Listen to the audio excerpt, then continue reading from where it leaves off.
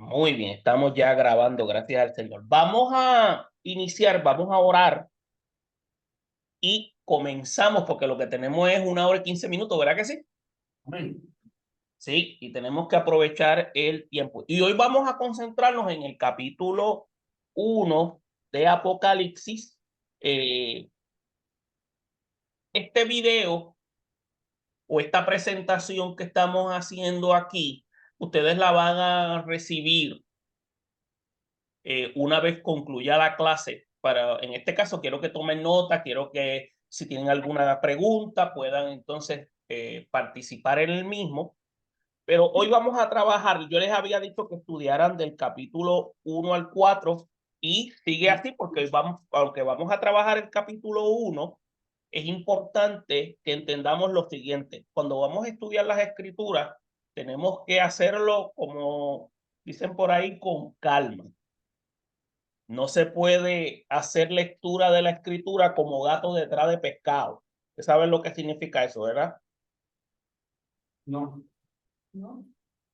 Eh, usted sabe cómo va un gato detrás de un pescado. Va corriendo. Y las lecturas de las escrituras se tienen que hacer con toda calma.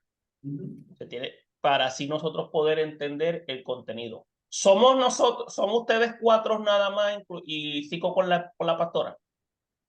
Cinco. ¿Cómo Hay, cinco? hay, hay alguien en la parte de atrás que veo. ¿Quién es? Mónica. Dios le bendiga, hermana Mónica. ¿Cómo está? Y alguien va a entrar por el internet, pero me dijo 10 minutos. Ok, está bien. Todos los que entren, bienvenidos. No hay ningún problema. Bien, vamos a orar y iniciamos. Señor, te damos gracias por la oportunidad que tú nos concedes. Y en esta hora, Señor, solicitamos, Dios mío, que tú nos ayudes a través de la persona del Espíritu Santo, que es el que mora en la iglesia, para que podamos, Señor, dirigirnos con responsabilidad y cuidado a nuestros amados hermanos. Te pedimos, Señor, todos aquellos que están participando, aquellos que posiblemente se van a conectar más adelante, que también sean edificados, Señor, durante esta sección. Y aquellos que por alguna razón no podrán, Señor, participar hoy, te pedimos, Señor, que más adelante a través del medio virtual grabado, ellos puedan ser informados y puedan ser edificados. En el nombre de Jesús. Amén. Bien, vamos para cada uno tiene su Biblia, ¿verdad que sí? Amén. Ok, vamos para el capítulo 1 y el capítulo 1 habla de la revelación de Jesucristo a Juan para la iglesia y vamos a concentrarnos entre los versículos 1 al 20. ¿Estamos claros? El versículo 1 al 20. Y hay algo interesante que tenemos que ver. Ahora, ¿alguien puede leer los versículos 1 al 3? Por favor. Amén. Dígalo, sí, léalo.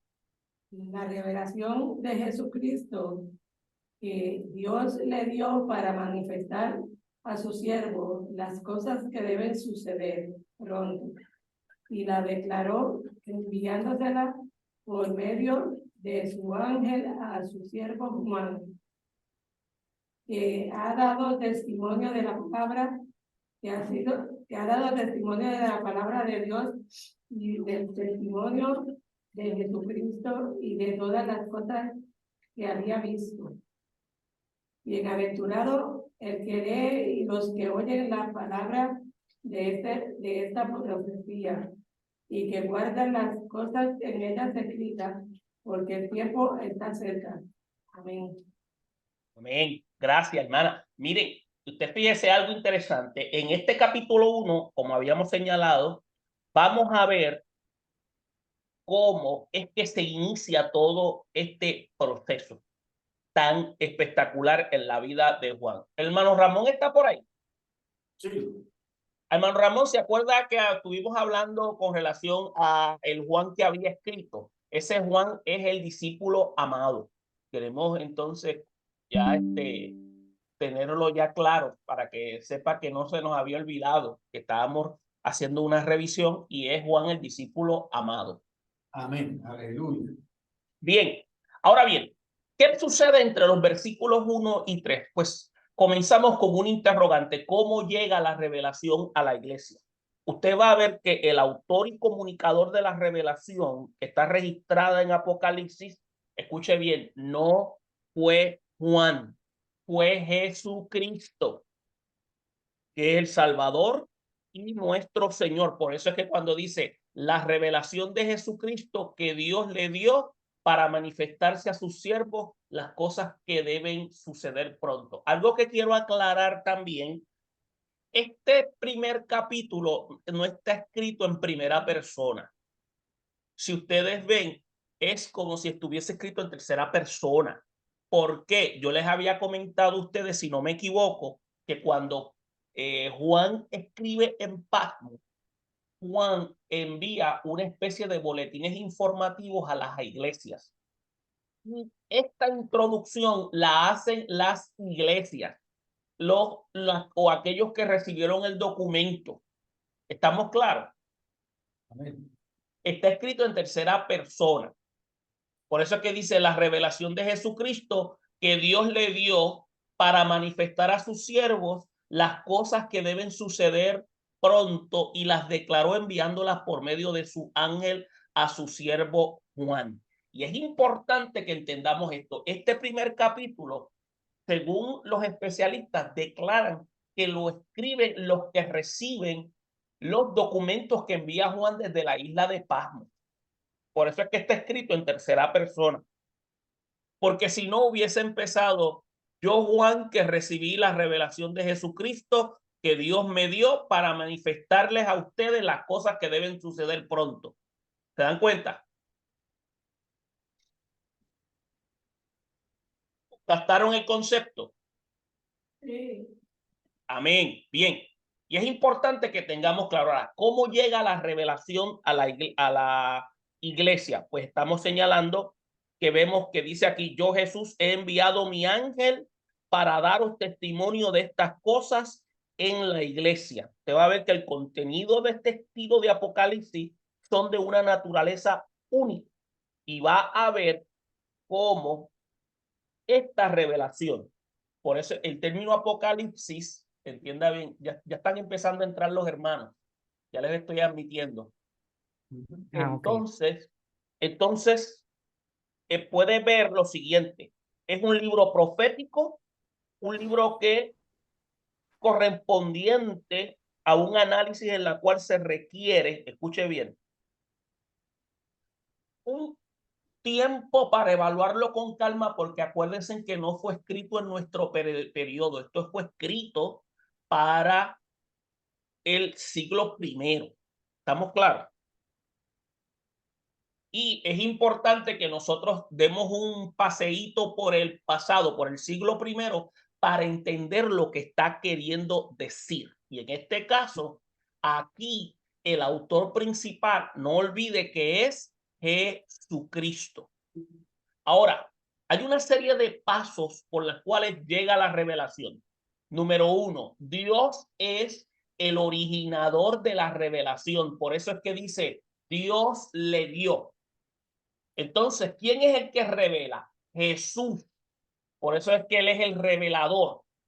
Entonces, los ángeles son los que comunican esta revelación de Dios. Porque el término que nosotros entendemos y sabemos es que esa es la función de los ángeles, de enviar mensajes. Y aquí este término se habla específicamente refiriéndose a la persona de Cristo.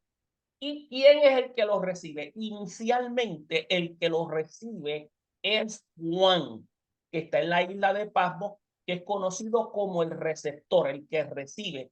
Y luego él se va a convertir en el transmisor del mensaje a las iglesias. Y otro aspecto importante es que esa misma revelación, la iglesia también se convierte en receptora del mensaje revelado y luego más adelante se convierte en una transmisora para proclamar este mensaje revelado. Nosotros hoy somos esa iglesia que está entonces transmitiendo esta información que una vez Juan recibió por parte de Jesús.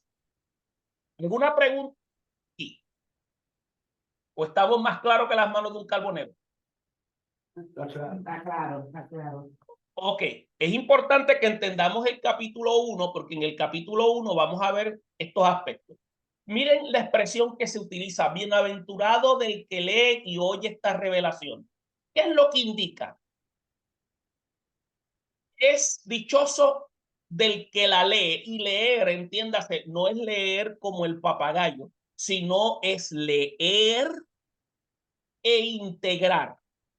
En la cultura griega, el concepto, estos conceptos de lectura tienen que ver mayormente con la integración de lo que se lee. También habla del dichoso de los que la oyen. Entonces quiere decir que aquel que lo oye es el que Dios ha determinado para que sepa lo que ha de ocurrir. Y también habla de los dichosos de los que guardan las cosas de ellas escritas. Y es importante porque tenemos que ver que cuando habla de esa manera, cuando dice guardar, no es que se las meten en el bolsillo. Guardar en el contexto hebreo significa atesorar en el corazón. Y entiéndase corazón, no se refiere al músculo cardíaco, se refiere a nuestra mente, se refiere a nuestros sentidos. En otras palabras, guardar es integrarla en la vida y aplicarla. Y otro Permiso, aspecto es, profesor, permiso. ¿Usted ve a alguien que está entrando, queriendo entrar? no, todavía no, he visto solamente uno y ya le di acceso. Porque ella dice que quiere entrar, pero que no se ve, pero que no puede. Yo no la veo aquí. No, yo no la veo, no ha entrado, parece que no, porque cuando entra, por lo regular te da un aviso y se le da al clip de admitir para que pueda entrar. Okay. Entonces, la iglesia recuerde que es la receptora del mensaje revelado y es por eso es que también es aventurada. ¿Por qué? Porque ella es la que también tiene esa misión. Ahora, es importante que entendamos lo siguiente. Vamos a tomar con calma estos aspectos que yo le acabo de indicar en cuanto cuando habla de los bienaventurados. Y fíjense, para ir un poquito más a fondo, ¿qué se refiere a los que leen? Ya yo le di mi análisis rapidito, pero vamos a verlo un poquito más allá. Cuando habla de los que leen y oyen esta revelación, escuche bien, la promesa que fue dicha y la bendición que se anticipa en el versículo 3 es idéntica a lo que aparece en el Salmo 1, donde habla del varón que no anduvo en consejo de malos. Por eso es que dice, sino que en la ley de Jehová es su delicia.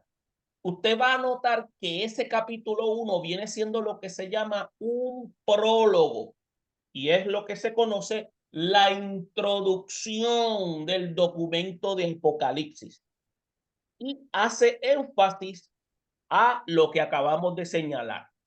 Al bienaventurado del que lee la profecía, porque cuando la lee está integrando la palabra de Dios y la lee para obedecer ese mandato que Dios ha dado a través de la persona de Jesucristo. Entonces también se habla de que en ese proceso de leer ahí incluye escudriñar las escrituras. ¿Por qué? Porque ellas son indicador de vida eterna. Ellas son las que dan testimonio. Y tenemos que tenerlo claro, por eso ese énfasis al que lee. El otro aspecto, cuando hablan a los que oyen, son las palabras de esta profecía a la que está recibiendo Juan, son aquellos que se identifican con Dios como lo indicó Jesús. Cuando dice, el que es de Dios, las palabras de Dios oye. ¿Se acuerdan de eso? Lo pueden buscar en Juan, el capítulo 8, versículo 47. quiere decir que cuando escucha, bien obedece. La palabra que se utiliza en el hebreo, ahora la hermana Nilsa Rivera está entrando. Bien, ya está. Significa shema, que significa escucha y obedece. Entonces, la parte que tiene que ver con guardar las cosas escritas, son aquellos que leen la palabra, la oyen y a la misma vez son hacedores de la palabra y no tan solamente son oidores, sino que la llevan a la práctica. ¿Se da cuenta todo el contenido que tienen esos versículos? Comentarios hasta aquí. Mano Ramón, ¿tiene algún comentario o algo que añadir? Mano No, no. Rafael, las hermanas. No. Ok, bien. Vamos a la otra parte, vamos a la siguiente plantilla. El tiempo por el cual se dio la revelación. Y esto es importante porque tenemos que ver, usted sabe que cuando la hermana leyó el versículo, los primeros versículos, habla de la palabra pronto. Escuche bien, pronto es algo que se debe entender. Escuche bien, se debe entender en el contexto del pensamiento divino, no en el tiempo nuestro. Porque acuérdese que Dios está hablando desde la eternidad. Dios no está sujeto al tiempo. Y usted va a notar que esta expresión del tiempo es vital, porque esto es un elemento categórico en la cual está diciendo de que sí eso va a ocurrir.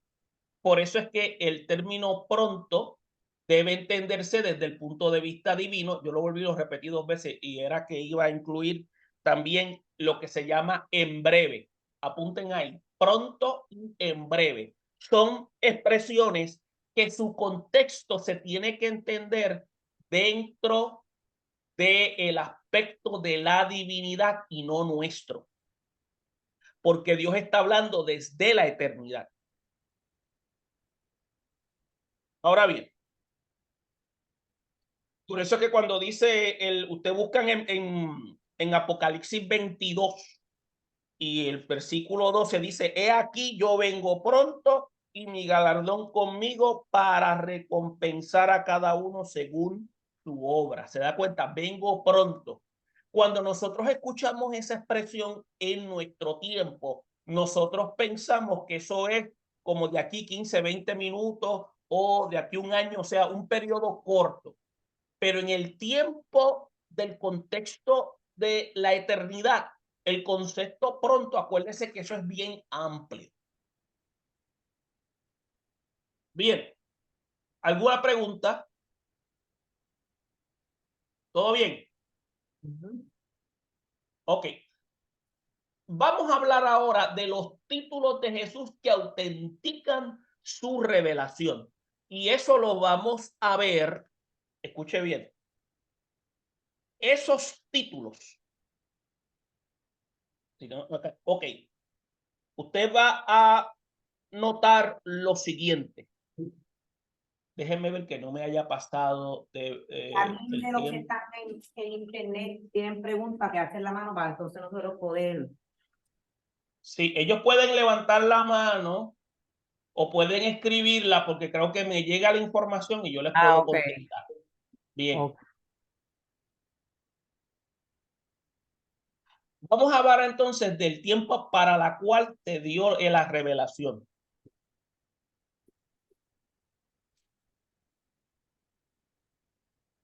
Usted va a ver lo siguiente.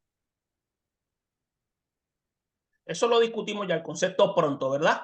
Bien, esta parte del término pronto, yo creo que el slide lo repetí. Ok, ahora vamos a hablar de los títulos de Jesús que autentican su revelación. Bien, Juan, miren lo que dice, hay una coma, a las 7 iglesias de Asia. ¿Qué significa eso? Es la relación de Juan con las iglesias sin tener que identificarse ante ellas, ni tampoco probar su apostolado. Acuérdense, vuelvo y repito, esto no está escrito en primera persona. Esto lo escriben los miembros de la iglesia porque ellos entienden que Juan es el que recibe la revelación.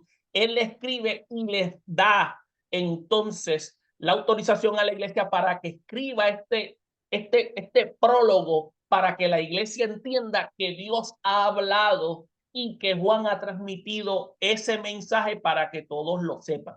Por lo tanto, cuando ustedes ven esta expresión que dice Juan a las 7 iglesias, recuerden que es que hay una relación entre el apóstol con las iglesias. Usted va a notar que cuando habla de las 7 iglesias, usted va a ver que es las iglesias que están en Asia Menor, en la cual él le envía el saludo y también les deja conocer con relación a esta revelación importante. Por eso es que más adelante vamos a ver en el versículo 4 la atención, cómo se centra el autor del libro, como en la iglesia y cómo ellos lo reciben. Entonces, usted va a ver que hay otro aspecto importante. Déjenme pasar la página. En el versículo 4, que aunque no lo hemos leído, que leímos hasta el 3, pero ya ustedes han hecho lectura del capítulo 1, se concentra en el autor, y el autor es Cristo, del libro como en las iglesias. Ahora bien, ¿cuáles son las cualidades de Jesús en el saludo de Juan, según el versículo 4 al 6? Pues fíjese, habla del saludo del autor como se indicó. Toda la escritura procede de Dios por las obras del Espíritu Santo. No obstante, Dios preparó a sus siervos como Juan para que transmitiesen el mensaje. ¿Estamos claros? Para que transmitiesen el mensaje. Otro aspecto importante es que Juan por mucho tiempo había trabajado en las iglesias, y usted lo va a ver en el capítulo 2 y 3 cuando lo toquemos, y en muchas más que no se mencionan. Quiero aclarar, las iglesias que aparecen en el Apocalipsis son las seleccionadas, pero había más iglesias. ¿Estamos claros? ¿Estamos claros en ese sentido? Sí. Ahora bien, cuando habla de las 7 iglesias, tiene que entenderse lo siguiente. Están ubicadas en Asia Menor. Entonces, los primeros viajes misioneros que tuvo Pablo, estos jugaron un papel determinante porque después hubo lo que se llama ese seguimiento. Ahora, las 7 iglesias, las congregaciones se reunían, lo que se llama, estas que fueron seleccionadas, reunían los criterios que Jesús quería destacar en las iglesias. Por eso es que son seleccionadas por parte de él. Y vemos cuál es la razón por la cual usted va a ver más adelante por qué se seleccionan. Ellas tienen unas cualidades, las cuales Jesús con su mirada escrutadora las va a identificar. Bien, déjenme hacer un retroceso. Ok, título, ok, bien. Ok. Usted va a notar lo siguiente. Los títulos de Jesús, y me disculpan porque lo puse esto de cualidades en el saludo de Juan, y es títulos de Jesús que autentican su revelación, escuche bien, esos títulos son su eternidad, y cuando se habla de la eternidad es cuando él dice que es y que era y el que ha de venir, como dice el versículo 4. Y esta frase se refiere a la existencia permanente y eterna del Hijo de Dios. Y es por eso que esta enunciación de este atributo divino de Jesucristo era necesario. ¿Por qué era necesario? Para fortalecer la fe de los cristianos en un momento de aguda persecución. Recuerde, era necesario que ellos supieran de eso. que el mismo que había resucitado estaba pendiente de todo lo que estaba ocurriendo. Otro aspecto importante de los títulos de Jesús es su esencia espiritual. Y cuando se habla de su esencia espiritual, usted va a buscar una serie de aspectos que habla en el versículo 4 y 5. Dice, los 7 espíritus que están delante de su trono. Ustedes han escuchado esa expresión, lo que significan los 7 espíritus. No me contesten todos a la vez. No, no. Ok, bien. ¿Alguien puede buscar Isaías 11:2? Para que usted sepa qué es lo que significa los 7 espíritus.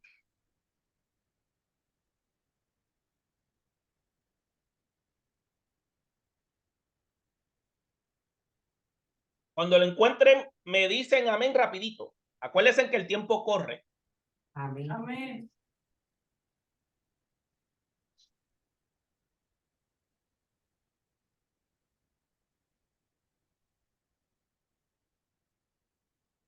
Isaías 11:2.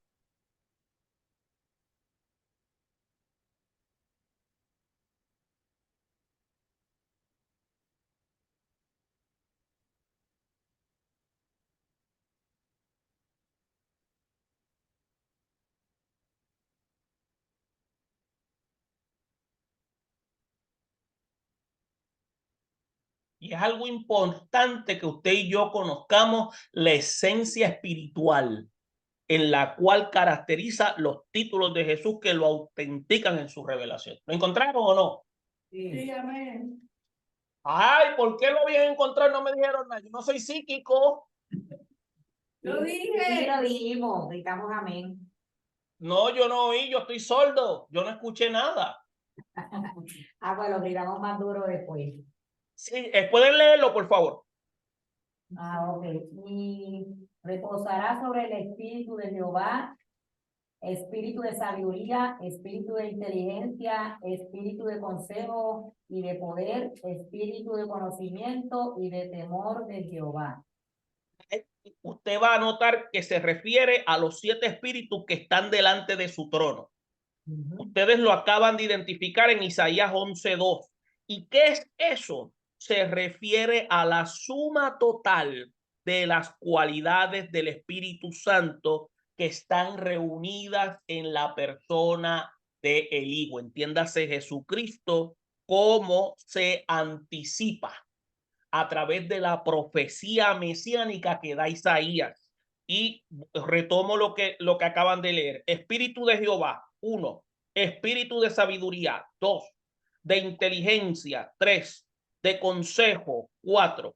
De poder, 5. De conocimiento, 6. De temor de Jehová, 7. ¿Los captaron? Amén. Entiendas, a eso es que se refiere cuando habla de los 7 espíritus. Pregunta hasta aquí. ¿Todo bien? Ok. La fidelidad del Padre, o su fidelidad del Padre, mejor dicho, como parte de esa característica.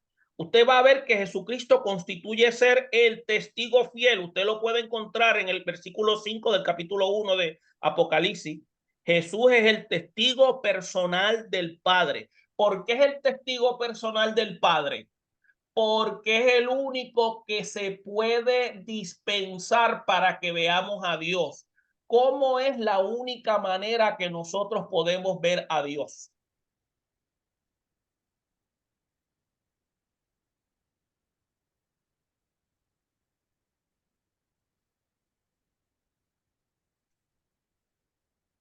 Un momentito. ¿Usted me está llamando, hermana Lynn? Yo no. No. Ah, ok.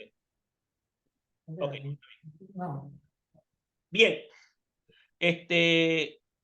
¿De qué manera nosotros podemos ver a Dios?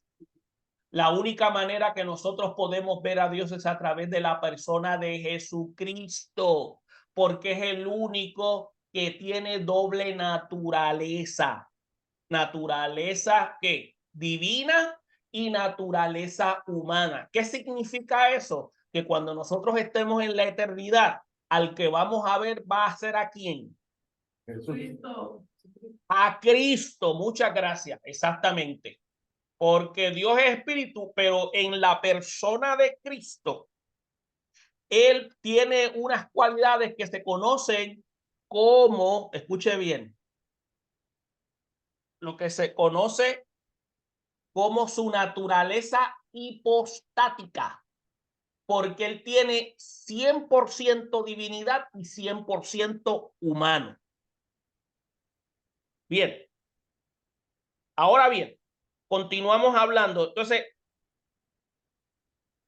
cuando en la escritura se habla de que Él es el testigo personal del Padre, pues desde la eternidad Él ha estado siempre a su lado. Y esto es una declaración. Acuérdense, Dios, escuche bien, esto que le voy a decir, yo espero que no suene como un trabalengua. No son tres dioses, escuche bien. Es un solo Dios con tres personalidades. ¿Estamos claros? Dios es uno, pero posee tres personalidades. Tiene tres personas. O mejor dicho, tres personas. Vamos a corregir para que no se confundan. Tres personas. La persona del Padre, la persona del Hijo y la persona del Espíritu Santo. Yo por lo regular no uso primera, segunda ni tercera persona de la Trinidad porque los tres son coiguales. Ninguno está en un nivel jerárquico mayor que otro. Los tres son iguales. La persona del Padre, la persona del Hijo y la persona del Espíritu Santo. El Padre constituye ser el que brinda ese elemento de revelación. El Hijo es el que la trae y el Espíritu Santo es el que capacita a la iglesia para la comprensión de esa revelación. Pero es el mismo Dios. En la teología le llaman una pluralidad dentro de una singularidad absoluta. Bien. Ahora, ¿qué significa esto? Quiere decir que cuando la Biblia habla, cuando se dice el que me rechaza y no recibe mis palabras, tiene quien le juzgue y la palabra que ha hablado ella le juzgará en el día postrero, porque yo no he hablado por mi propia cuenta. El Padre que me envió, Él me dio mandamiento de lo que he de decir y de lo que he de hablar. Eso lo pueden encontrar en Juan, el capítulo 12, versículos 48 y 49. Entonces, en esos títulos que aparecen, vamos a verlos aquí, vamos a ver que está el título sobre poder sobre la muerte. Y significa que hay varias razones, porque Él es el primogénito de los muertos. ¿Qué significa eso? Cuando dice que Él es el primogénito de los muertos, porque el primero que se murió de toda la raza humana. No. No, significa que es el primero en la cual muere y resucita con cuerpo glorificado. ¿Estamos claros? Aunque había gente que había muerto y experimentado haber vuelto a la vida, ellos volvieron a morir. Pero Cristo murió, resucitó, pero se levantó con un cuerpo glorificado. Nunca olviden eso. Otro aspecto. Antes de él, nadie había resucitado por cuenta propia, sino por el poder divino a través de algún instrumento, a través de un profeta o a través de Jesús en su ministerio. Escuche bien. Jesús dijo, a mí nadie me quita la vida. Yo la pongo y la vuelvo a tomar. Quiere decir que Él es la resurrección. La resurrección en todo su rigor no es un evento, es la persona de Cristo. Otro aspecto importante. De los títulos que tiene Jesús está el poder sobre el universo. Él es el soberano de los reyes de la tierra y aunque hasta hoy no lo han querido reconocer los gobernantes y mandatarios de las naciones, viene, escuche esto bien, un día en que todos estarán bajo el dominio del Rey de Reyes y Señor de Señores. ¿Estamos claros en eso? Porque él ya lo declaró. Otro aspecto, tiene poder sobre el pecado. Si usted se da cuenta, en la parte final del versículo 5, Jesús, en primer lugar, escuche bien, nos amó como nadie nos ha amado jamás, ni siquiera a su mejor amigo, como lo explicó Jesús mismo cuando dijo que nadie tiene mayor amor que este que uno ponga su vida por sus amigos. Entonces, es importante que vemos la entrega que Jesús tenía y ese amor sacrificial. También otro aspecto es que Cristo nos lavó de nuestros pecados con su sangre. O esto se refiere a lo que el apóstol Pedro una vez declaró en el capítulo 1, versículo 18 al 21. Y es importante la obra de sacrificio. Cuando se habla de que se derramó, o sea, esa obra expiatoria, ocurrió lo que se llama un lavatorio de nuestro ser. Y eso se hace patente cuando nosotros reconocemos el sacrificio de Cristo. Y vamos a ver que hay otra parte de sus títulos que es poder sobre el reino de los cielos. Miren, Jesús nos hizo reyes, nos hizo sacerdotes para Dios, su Padre. Entonces, vamos a empezar a ejercer funciones, pero esperamos en el momento en que todo esto sea realidad en todo el sentido de la palabra. Y esto el apóstol Pablo lo reclama como un privilegio de redención. Y usted lo puede buscar en el versículo 2, capítulo 9 de Primera de Pedro y se va a dar cuenta del mismo. Bien, ¿algún comentario o pregunta hasta aquí?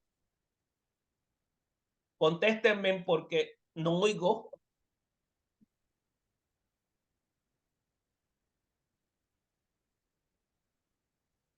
Bien. No comentar. No, por ahora no.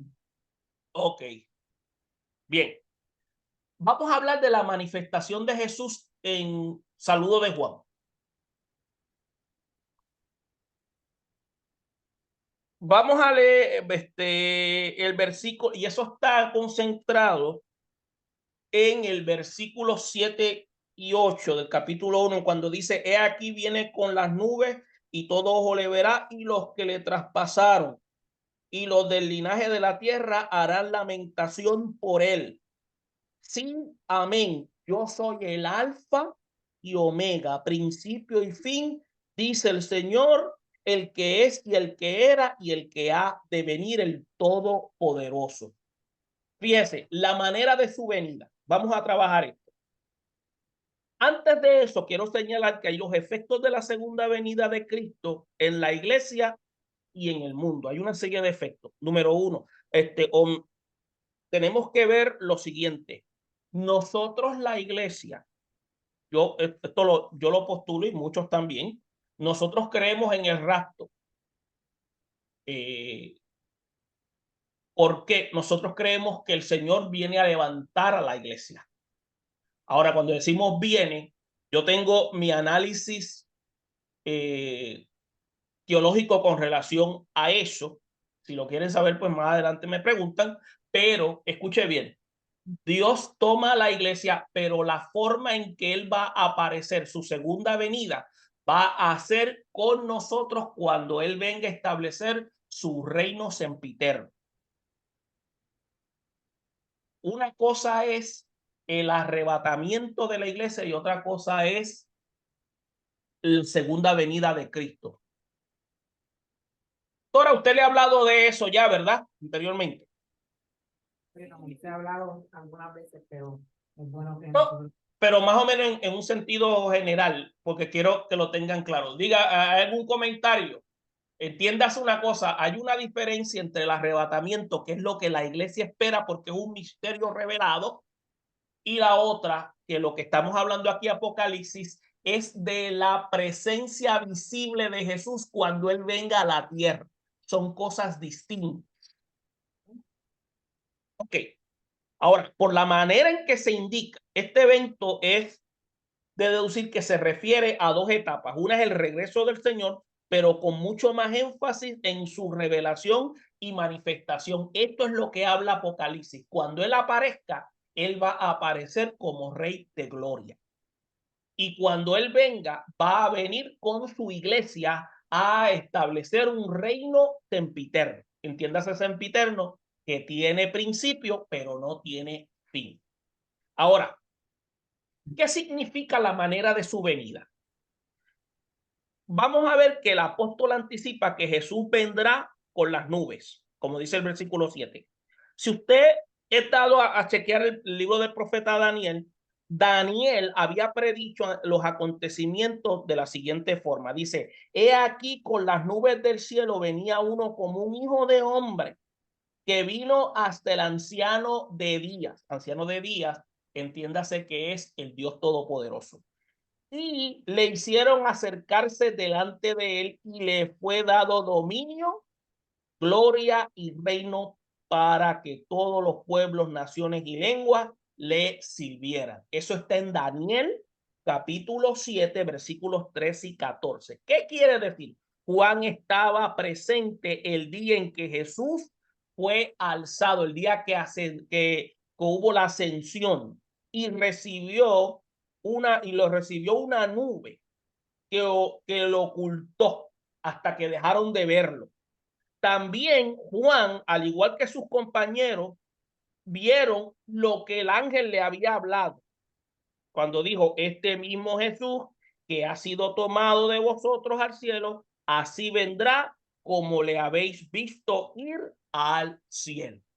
Eso fue, en otras palabras, como dicen los muchachos de hoy en día, literal. ¿Estamos claros? Sí. Bien. Ok. Ahora, las dos etapas de su venida. Cuando hablamos de las dos etapas de su venida, en este versículo, especialmente en particular, no se había hablado de la primera etapa de su regreso, sino de su manifestación en gloria. Ahora, la primera etapa será un acontecimiento repentino en el cual Jesús no será visto en la tierra, sino que desde las nubes dará la voz de mando para que su iglesia sea arrebatada para estar con él. Eso es el arrebatamiento. Cuando el Señor venga a levantar la iglesia, Él va a llamarla como cuando un comandante llama a sus tropas. Y al Él llamarla, la iglesia va a responder y en un abrir y cerrar de ojos desaparece. ¿Cuál es mi tesis teológica? Usted no tiene que estar de acuerdo con ella. Es que lo que habla el apóstol Pablo en la carta de Tesalónica con relación a este asunto tan importante es que lo que va a ocurrir es un llamado. Dios va a llamar a la iglesia y al llamarla, la iglesia se va a reportar. Va a haber lo que se llama una transposición. La iglesia va a ser mudada de la tierra para la presencia del Padre. Eso es lo que va a ocurrir. Y es lo que nosotros postulamos. Bueno, yo lo postulo. Pastor, ¿usted postula también lo mismo para no salir peleando? Sí, sí. Ok. Bien. Entonces, ¿qué sucede? Esto es importante porque nosotros la iglesia entendemos que la misma no va a ser participante de ese periodo tribulatorio que va a venir en la faz de la tierra. Otro aspecto importante. Este acto va a ser realizado por el Señor como ladrón en la noche, como dice Tesalonicenses 5:2, como lo dice segunda de Pedro 3:10 y Apocalipsis 16:15, para atraer a él a los que estén velando y esperando en el Señor. Esta declaración inicialmente se le da al pueblo de Israel, pero una parte también corresponde a la iglesia. Por eso es que cuando dice, os revelo un misterio, es que a Pablo se le había indicado cuando tuvo la experiencia de estar ante la presencia del Señor, de que la iglesia iba a ser tomada. Hay dos posturas. Unos piensan que la iglesia va a ser tomada antes de la gran tribulación y otros piensan que va a ser en el periodo después de la gran tribulación, o algunos piensan que es en el medio. Por lo menos este servidor sostiene de que va a ser antes de la gran tribulación, de la tribulación y gran tribulación. Bien. Amén. Otro aspecto importante. Comentario hasta aquí. Yo tengo un comentario, o sea, una pregunta. Dígame. O sea, esto que se está presentando acerca del rapto y la venida de nuestro Señor Jesucristo son dos eventos aparte, sí, lo reconozco, pero se le presenta a la iglesia. ¿Por qué? Porque la idea de que la iglesia entienda que tenemos que estar listos para el rapto, pero los que se queden tienen la oportunidad de morir por Cristo, como Cristo murió por la iglesia. ¿Terminó su comentario, hermano Ramón? Sí. Sí, eso es un punto bien interesante lo que acaba de mencionar. Hay que indicar eso que usted señala, y vuelvo y lo retomo. Un aspecto interesante. Acuérdese que cuando Jesús apareció y vive en medio de la comunidad judía, la comunidad judía o la nación de Israel se le dio el privilegio de ser proclamadora del evangelio. Ellos rechazaron esa oportunidad. Lo único que se ha cumplido de ello es que el Mesías vino a través de ellos.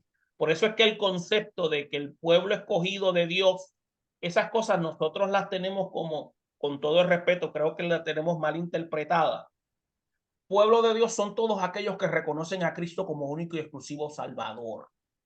El pueblo de Israel, al mismo Dios que lo vieron encarnado, lo rechazaron. Por eso usted va a escuchar expresiones: cuántas veces quise juntar como la gallina junta sus polluelos. Usted va a darse cuenta del rechazo de esta conducta. Por eso es que se le pasa el batón de la proclamación a la comunidad gentil. Aunque es un puñado que son los discípulos, porque los 12 representan la totalidad de Israel, usted va a notar que con el transcurso de la historia, luego del siglo III, la iglesia es dirigida por gentiles. ¿Por qué? Porque acuérdense, a Jesús, los líderes religiosos de su época no lo veían como el Mesías, lo veían como una amenaza. Los romanos no conocían el elemento profético. Por lo tanto, para él era un posible líder que podía causar una sedición. Por eso es que usted va a encontrar en las cartas, en los documentos de los evangelios, que dice que alimentó 5,000, alimentó 4,000. Eso es característico de que puede llamar porque tiene poder de convocatoria.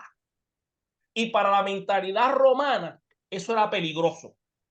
Por lo tanto, ellos no lo ven como el salvador del mundo. Ellos lo ven como un líder que se puede levantar en contra del imperio. Ahora, ¿por qué les menciono todo esto? Les menciono todo esto porque el pueblo de Israel había perdido esa capacidad de discernir, que era poder identificar la llegada del Mesías. Y los únicos que la pudieron identificar fueron aquellos que eran rechazados: las mujeres, las viudas, los niños, los pastores y gentiles.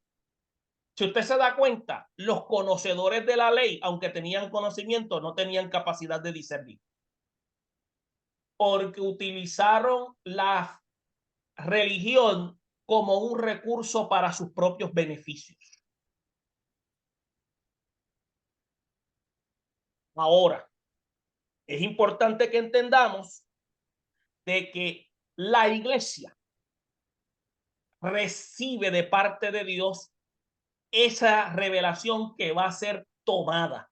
¿Y por qué? Porque va a ser librada de una ira que se va a manifestar. Los que no recibieron a Cristo, como usted dice, hermano Ramón, van a tener la oportunidad a través de los 144,000 y los 2 testigos. Y en ese proceso ellos van a aceptar o rechazar al Mesías. Por eso es que habíamos mencionado en la clase pasada de introducción de que aún en el periodo de la tribulación y gran tribulación, Dios todavía sigue manifestando su misericordia. Así que, hermano Ramón, usted está upgrade en eso, está tremendo. Muy bueno el comentario. Pastor, tengo un comentario sobre eso. Mi nombre es Nisa Rivera, la pastora Nisa Rivera. Hay una discrepancia entre muchas iglesias, muchas congregaciones, de que esos 144,000 solamente van a ser los escogidos del Señor y no los gentiles. Y hay una discrepancia muy grande, ¿sabe? Ahí hay mucha controversia con esto. Yo quiero aclarar, vamos a estar tocando este tema, creo que también lo había mencionado el hermano Ramón con relación a esto, pero los 144,000 y le quiero indicar, se refieren a 12,000 de cada tribu de Israel. Si usted lo multiplica por 12 dan 144, no son gentiles. Los testigos de Jehová está hablando, tienen otra enseñanza e interpretación que es diametralmente opuesta a lo que el pasaje indica. También son judíos, los 144,000 son judíos que van a estar proclamando en el periodo de la tribulación. ¿Me escuchó, pastor?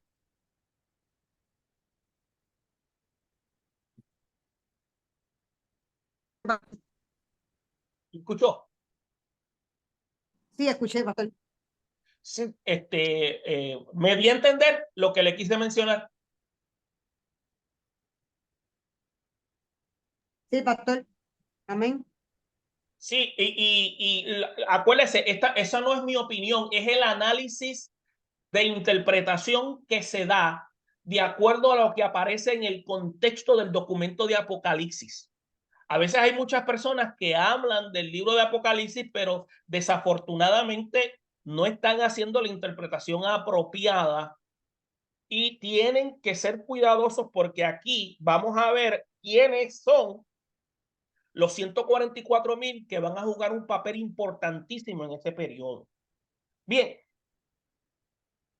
otro aspecto importante que quería señalar, ya les mencionamos que esa primera etapa viene siendo lo que se conoce como el arrebatamiento y la segunda etapa es el del regreso de Jesús, es lo que se describe en el versículo 7 del capítulo 1. Eso es lo que se llama la parusía o lo que se conoce como presencia visible. Quiere decir que todo ojo le verá. Lo que el autor tenía en mente en la venida triunfal de Jesús a la tierra con sus ángeles, cuando usted busca Mateo 25, versículo 31, para destruir las fuerzas del anticristo y establecer un reino milenial. Usted puede buscar también referencia en el capítulo 19, versículo 11 y 16, que es la frase conocida como la parusía de Cristo, cuando todo ojo le verá y los que le traspasaron. ¿Estamos claros? El arrebatamiento se conoce también, la palabra en griego que se utiliza es harpazo, que quiere decir tomado de manera súbita. Y eso es lo que la iglesia va a experimentar. Otro aspecto, me permitan pasar la página, es la igualdad. Oye, ya el tiempo se está acabando. Ya te quedan 15 minutos. Ay, Jesucristo, yo decía, esto lo pasamos rápido, pero para que ustedes vean, yo creo que nos quedamos aquí en el capítulo 1 hasta el próximo jueves, pero No, pero yo lo que quiero saber.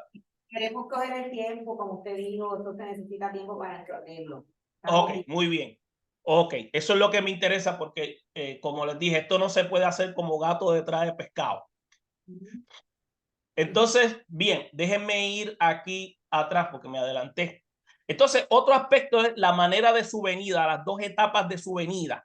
Entonces, en las dos etapas de su venida ya las mencionamos. Ahora, la igualdad con el Padre, ¿qué es lo que significa?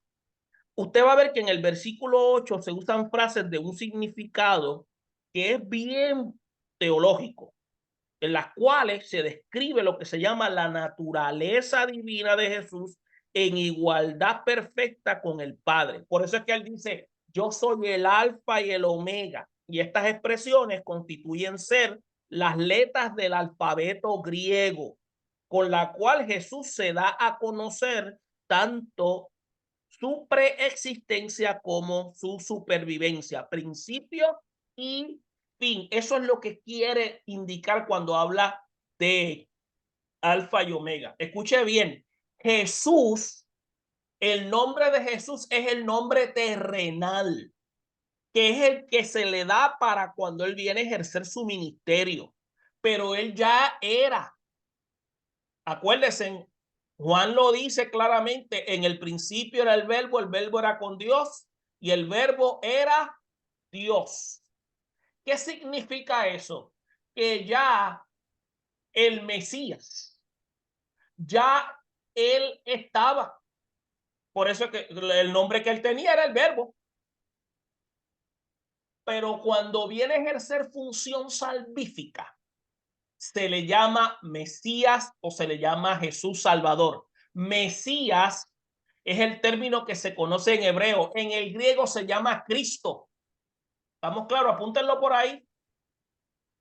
Mesías, los hebreos le llamaban el Mesíaca. Por eso es que a Moisés, cuando él liberó a los hebreos del cautiverio egipcio, a él lo vieron como el Mesíaca, como un salvador. Ese es el término en el cual se pronuncia, ¿no? Ahora, en el griego se usa el nombre Christos, que también se refiere a eso. ¿Estamos claros? Bien.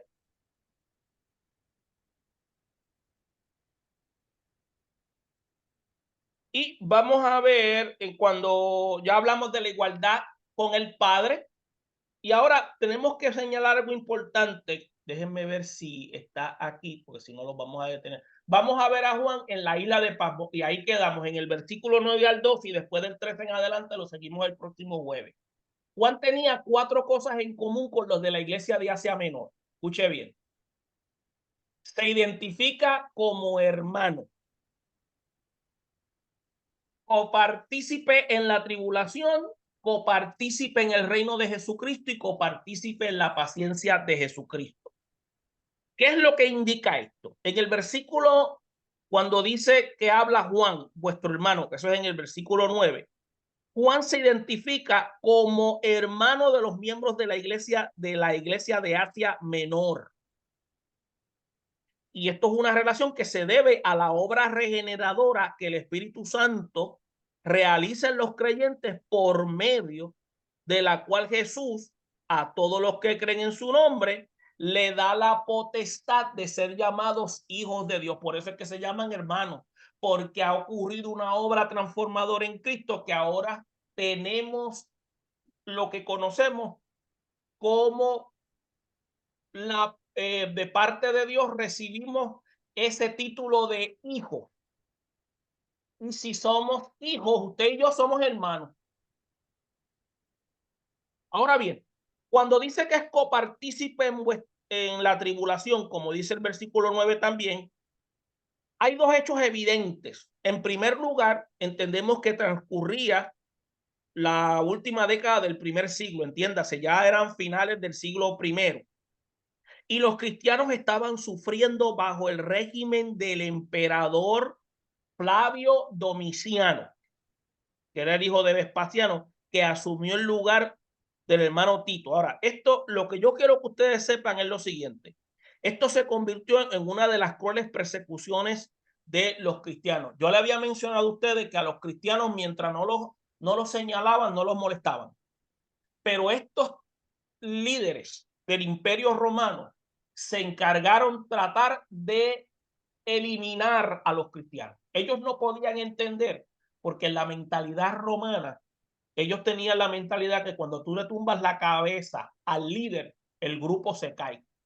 Pero si usted se da cuenta, Cristo muere en la cruz. Ellos pensaron que el movimiento se iba a detener y lo que hizo fue que cogió fuerza.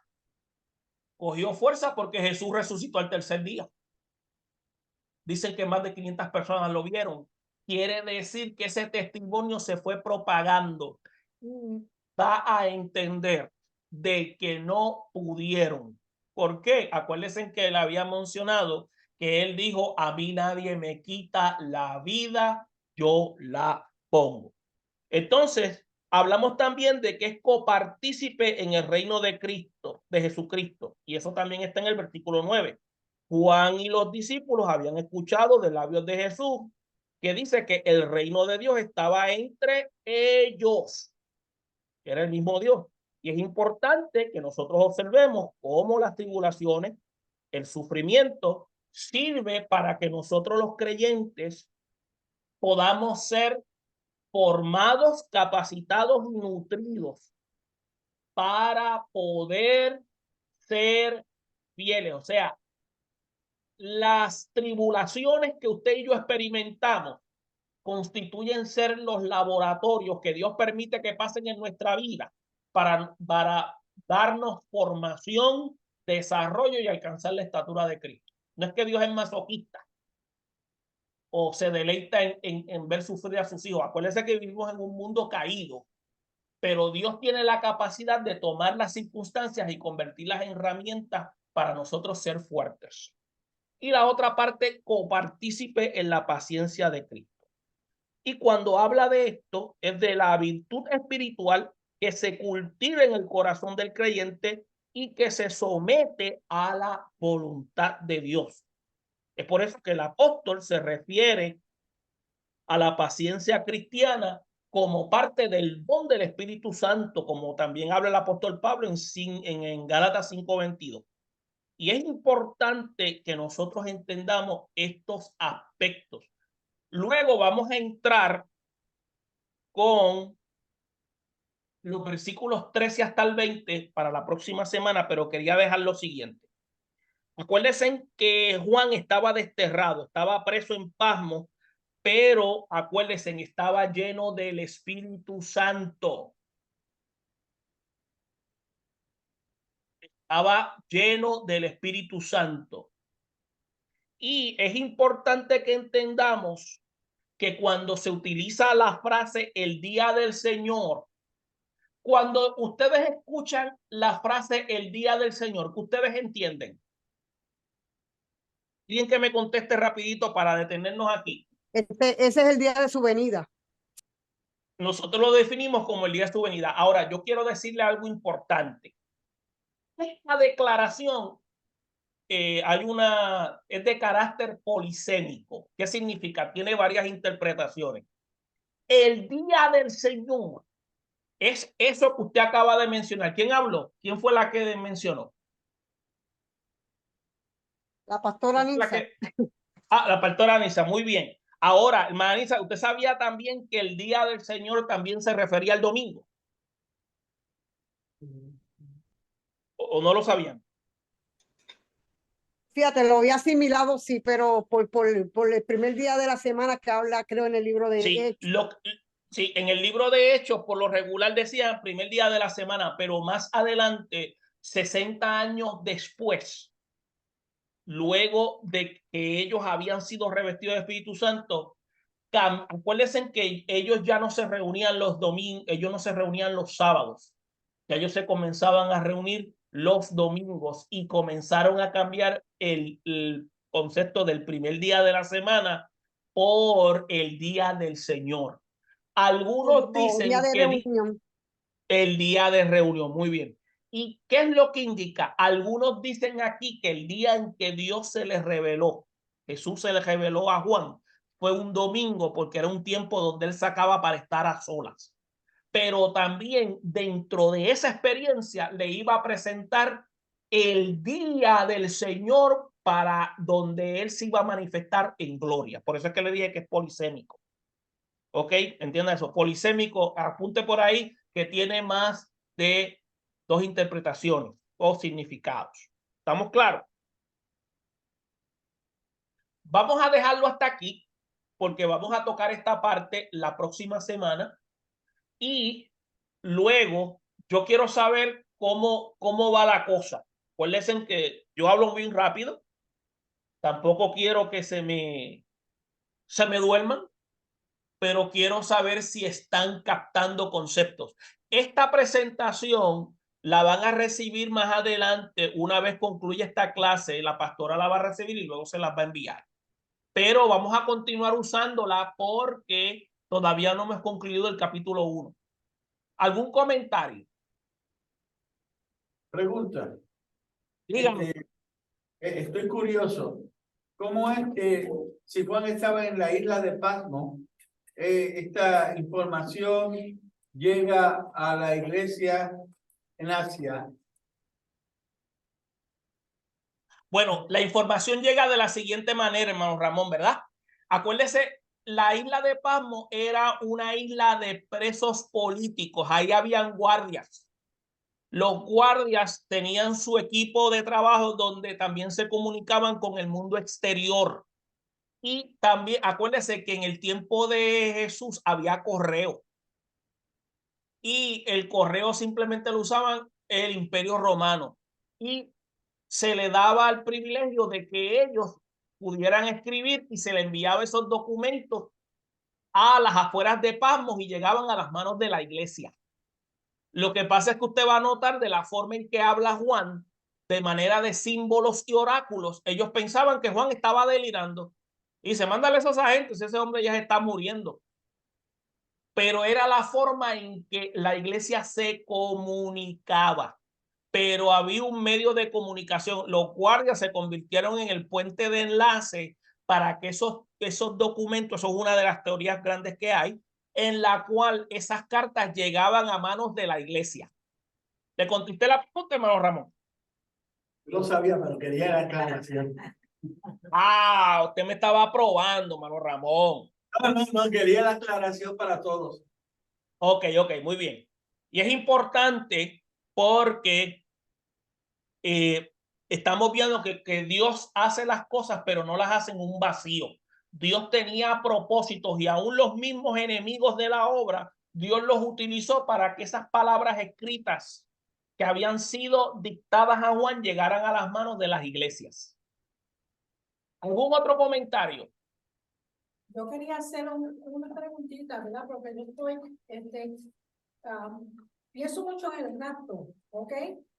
Sí, dígame.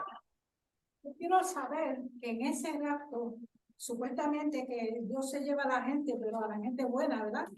Que no tienen pecado, que son inocentes. Yo no estoy segura de eso. ¿Cómo es que eso va a funcionar? Ajá. Bien, escuche bien. El rapto no es para la gente buena. El rapto no es para la gente que se porta bien. El rapto es para todos aquellos que aceptaron a Cristo como Salvador, reconociendo que son pecadores. Segura. Segundo, nosotros somos esas personas. Nosotros, mientras estemos viviendo en este mundo, somos imperfectos. Lo único que es que nosotros, el pecado no es una práctica común. Nosotros ahora vivimos de acuerdo a las demandas de Dios estipuladas en las Sagradas Escrituras. No somos perfectos, somos funcionales. El rapto, usted se va a dar cuenta, en la Escritura no se da detalle, simplemente se dice que la iglesia será tomada. Y esta doctrina que prácticamente comienza a tener su fuerza en el siglo XIX, esto es una declaración del apóstol Pablo desde el siglo I, pero yo soy de los que entiendo de que era plan de Dios de que este asunto se tocara ya después del siglo XIX para que la iglesia estuviera preparada por los tiempos que iba a estar experimentando la iglesia. Acuérdese, el cielo no es para los buenos, el cielo es para aquellos que reconocen que son pecadores y no son merecedores del cielo. Aquel que se crea que es merecedor del cielo, yo creo que no va. Y como yo le dije, yo quiero ir al cielo aunque sea apestoso a humo. Sí, porque es que la razón por que yo le pregunto es porque yo he oído de otras personas que van a distintas iglesias, yo no, o sea, yo no juzgo, ¿verdad? Porque yo no puedo juzgar, pero me confunde ciertas preguntas y por eso que yo le pregunté a usted, porque... No, hermana, déjeme decirle, y lo que le estoy diciendo no es mi opinión, es lo que dice la Escritura. En la Biblia usted se va a dar cuenta que Jesús vino a buscar ¿a quién? A pecadores. Él vino a buscar pecadores. Él vino a buscar al que estaba enfermo, el que estaba necesitado. Nosotros, si nosotros aceptamos este mensaje, nosotros vamos a ser partícipes de la eternidad con Cristo. Hay algunas personas que predican y hablan de un evangelio donde usted tiene que vivir una santidad, donde usted se tiene que desnaturalizar, usted no se puede mezclar con la gente del mundo. Pues déjenme decirle, nosotros somos del mundo porque nosotros vivimos en el mundo. Yo no vivo en Marte. Yo no estoy hablando de ustedes desde Marte. Yo no estoy hablando de ustedes dentro de un lugar donde hay situaciones, donde hay problemas, donde hay circunstancias, pero ahí usted como creyente, usted es luz del mundo. Donde hay oscuridad, usted va a traer luz con su comportamiento. Y eso es una evidencia del trabajo de Dios continuado en su vida. Por eso es que a veces, y con todo el respeto, yo escucho gente predicando y hablan de algunos temas como eso, y con todo el respeto, pues no le presto atención porque ellos lo que dicen es su opinión y no lo que dice la Escritura. Miren la historia del hijo pródigo. Según la historia del hijo pródigo, él no era merecedor de volver a la casa de su padre. Jesús cambió la historia e hizo que el padre se viera como un ente, como misericordioso, y le dice al hijo, y lo recibe, lo perdona, le pone un vestido nuevo y sandalia para volverlo a reubicar en posición. Nosotros, los que nos creemos santurrones, nosotros somos los que determinamos quiénes se van para el cielo y quiénes no. Por lo tanto, nosotros no somos eso. Tenemos que ir a las enseñanzas de Jesús, y si un día la pastora no lo permite, un día vamos a hablar de las parábolas de Jesús cuando terminemos el curso de Apocalipsis. Estamos Para hablando que de usted se dé eso. cuenta. ¿Perdón? Estamos hablando de eso todos los domingos. Y eso es importante. Y bueno, Vamos con la número 5. Ajá. Y esto que muy bien. estaba hablando con Lucy, siempre yo les digo a ellos, el mismo Señor Jesucristo dijo que no hay ninguno bueno. Si es por bueno, ninguno vamos para ningún lado. Sí. Y esa expresión de ninguno bueno era porque en la mentalidad judía ellos se creían buenos. Y déjenme decirle otra cosa, el término bueno se le atribuía a Dios. Por eso es que cuando el rico va de Jesús y le dice, maestro bueno, él le dice, ¿por qué me llamas bueno? Aunque Jesús era bueno. Lo que sucede es que en su estado humano él se humilló y se hizo pasar como nosotros, porque él dependía del Espíritu Santo para que lo guiara. Y es importante eso, en él no hubo pecado, pero él, mientras estuvo ejerciendo su ministerio, él se mantuvo siguiendo las directrices del Padre para que la obra de salvación se llevara a todos aquellos que reconocieran su obra de sacrificio para salvación. Esto es un tema interesante. Lo que pasa es que, acuérdense, tenemos tela para cortar. Lo que sucede es que necesitamos más tiempo, pero el tiempo está limitado. ¿Le contesté la pregunta, hermana? Sí, gracias. Muchísimas gracias. Sí, así que tranquila, que el trabajo suyo, el trabajo mío es decirle a la gente que Cristo ama al pecador y espera que el pecador venga a sus pies para la salvación y tener vida eterna con él. Ese es nuestro llamado. Amén. Bien, vamos, pastora, hasta aquí mi parte. Ok. Bendiciones. Bueno, vamos a orar, vamos a